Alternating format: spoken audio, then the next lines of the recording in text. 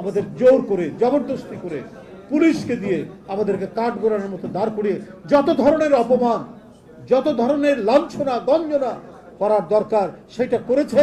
শুধুমাত্র তার লুটপাট, তার অনৈতিকতা এবং দেশের গণতন্ত্রকে গ্রাস করে নিয়ে আজীবন মহারানী হয়ে থাকার তার যে আকাঙ্ক্ষা, সে আকাঙ্ক্ষা বাস্তবায়ন করার জন্য এই আদালতকে দিয়ে কাজ করেছে শেখ হাসিনা।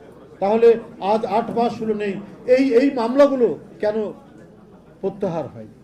অনেকেই বলতে পারেন প্রধান উপদেষ্টা, আমরা শুনেছি তার মামলা সব প্রত্যাহার হয়ে গেছে।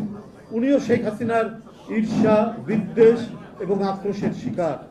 আমরা নিজেরা যেমন আন্দোলন সংগ্রামে থেকেছি, আমরা কথা বলেছি, আমরা নিপীড়ন নির্যাতন সহ্য করেছি।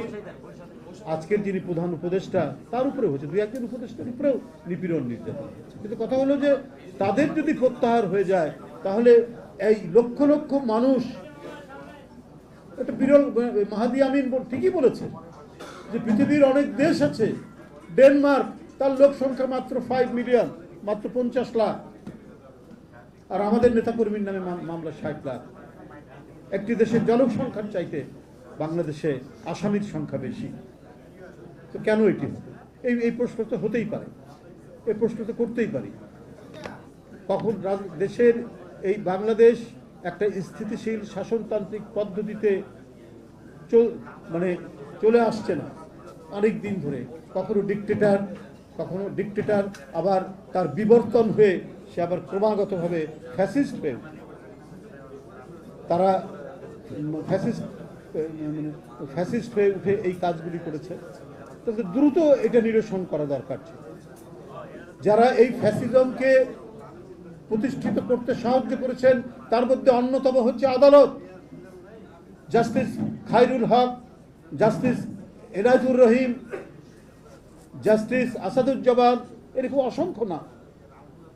এরা সবচেয়ে নির্দোষ যে নারী, জনগণের পক্ষে সংগ্রাম করেছেন নিরবচ্ছিন্নভাবে, শত নিপীড়ন নির্যাতন ভোগ করে জনগণকে ছেড়ে যাননি, মাটিকে ছেড়ে যাননি।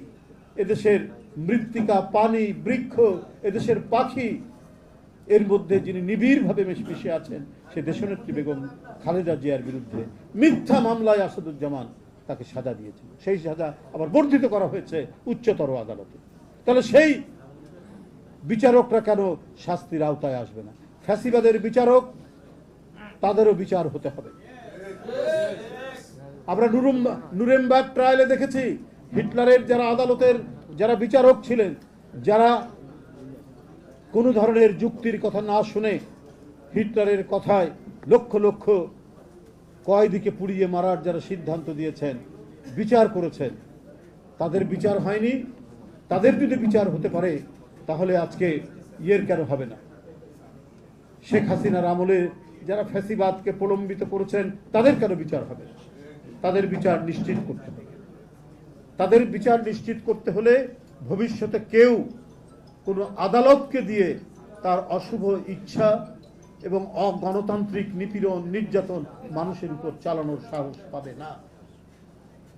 এটাই হওয়া উচিত।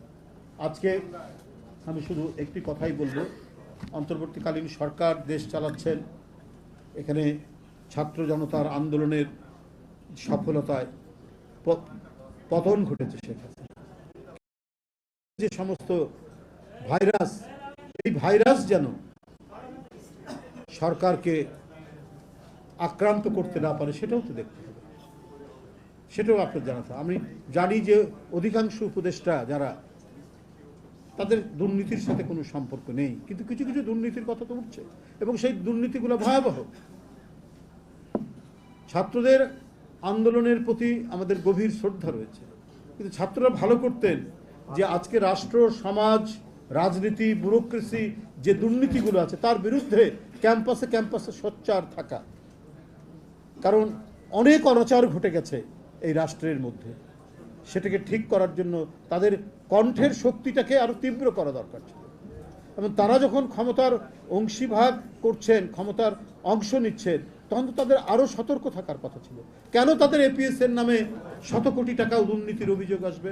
কেন তারা বদলি বাণিজ্যের মানে বিষয়ে তাদের অভিযোগ উঠবে।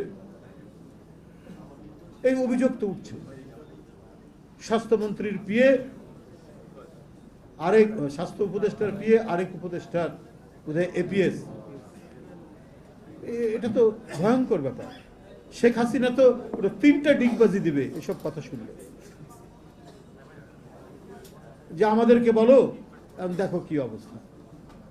কেন ছাত্র নেতারা বিভিন্ন মিনিস্ট্রিতে গিয়ে তারা মানে মনে হচ্ছে যে মিনিস্ট্রির যেমন পার্লামেন্টারি কমিটি থাকে তেমনি ছাত্রদের একটা কমিটি থাকছে। এটা তো ছাত্রদের ভাবমূর্তি নষ্ট হচ্ছে। কেন তারা এই কাজটি করবে? রেলওয়েকে দেখার জন্য সেখানে আবার বৈষম্য বিরোধীদের একটা কমিটি করে দেওয়া হয়েছে। রেলের একজন সাবেক ডিজি বলেছে যে সেখানে এই যে রোজার মাসে টিকিট কালোবাজারির সাথে এই সমস্ত বৈষম্য বিরোধী ছাত্র